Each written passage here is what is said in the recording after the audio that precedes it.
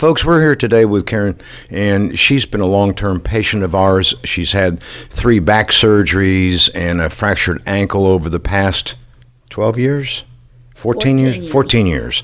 And unfortunately for her, her spinal cord lining is dissected up in her upper thoracic spine, and she was on crutches before the neurosurgeons fixed her up, and her right leg became so weak that when she was walking, she couldn't hardly bear weight on it, and her knee would snap backwards, almost like you would see a flamingo's leg bending backwards. So instead of being straight, she was bent backwards like this on that right leg. She had a second back surgery, and I can remember seeing her and her husband walking on the track up at Blazer High School. And then she's had a third back surgery to fuse a lot more of her lower back spine. And then unfortunately for her, she fell last February, not this past February, February before of 2017, fractured her ankle. And that's when I took a look at, can we possibly change her walking pattern so she's not in this severe whipping the leg backwards? And I'm happy to report that she has been able to make that change, which I didn't know after 14 years anyone could make that change in their what's called motor programming up here to control down here.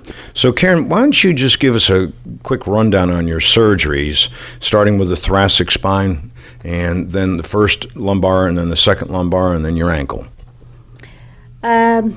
The thoracic surgery was to repair my dura, Right. what your spinal cord is in, and that was at T45. T45. And then, and I had that, it was 13 years ago this past October, so this coming October in 2018, it will be 14 years. And at that time, before that, I was on crutches before I had that surgery. And with a lot of therapy, I could walk put pressure on my leg, but it was always bending backwards. Then 4 years later, I had fusion surgery on L45S1. Okay. And then this past November, a year ago in November, in 2016, I had fusion surgery again, and to extend that from all the way from S1 to, S1 To L1. to L2. L2, okay. It's fused. So, and so I hadn't got to come back. I had that done in November, and I hadn't got to come back to do therapy when I fell in February. And because after you've had back surgery, you are weak and you can't walk very well. And so I felt that caused me to fall, and then I broke my ankle and had to have surgery on that.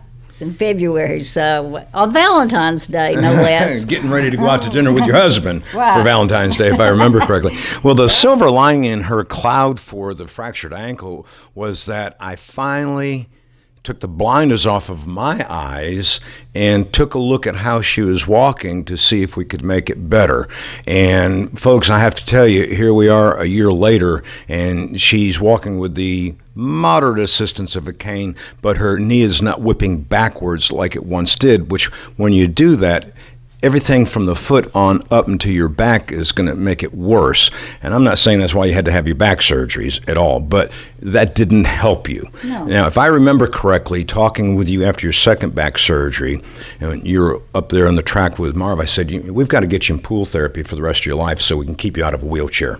Am I correct in remembering that? Yes. So the one thing I wanted to interview this beautiful young lady for is that she has fought and fought to stay out of a wheelchair, out of a bed, and she has done a marvelous job. You come 3 days a week for pool? Yes. Pool classes, and she's made friends in the pool classes, and it has kept her good and strong, and right now she's doing as good as I've ever seen her in all the years that I've known her. Is there anything I missed there, Karen? No, it's I believe the pool has, that's what keeps me going. Know that I have to exercise, and you just got to think what's your choice. You got to keep a positive attitude about, going forward. Just keep going. One day at a Don't, time. yeah, you can't sit down. And for you, You gotta move. And for you, 1 foot at a time. Well, Literally. Have the folks that you know, your friends, family, noticed a change in your walking pattern? Well, they know I get around better, But has anyone noticed and commented on you? Not really. No, Okay. people just. Most people are not very observant, I've found out in life. That's true. And so you can probably go under the radar and they would never know that. But Right. folks, I'll wind this up by saying that I'm so proud of Karen and all that she has done in spite of all the injuries that might have put somebody else in a wheelchair or on disability, if you will, where they don't even get out of the house. She's ambulatory and doing better than she's done in years. So I just wanted you to get introduced to her and the things that she's been able to do to keep out of a wheelchair. And I should have said into therapy here. We did. Because therapy